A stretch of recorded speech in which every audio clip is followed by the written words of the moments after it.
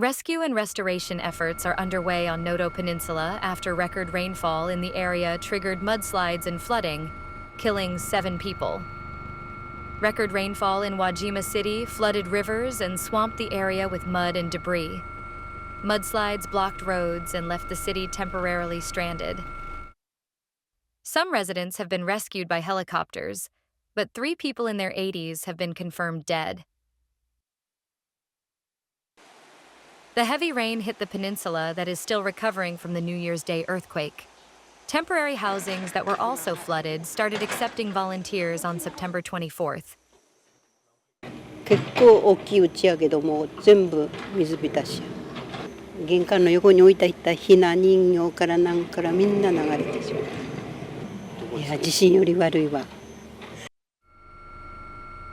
Police officers continued rescue efforts for the 6 missing people, including a middle schooler.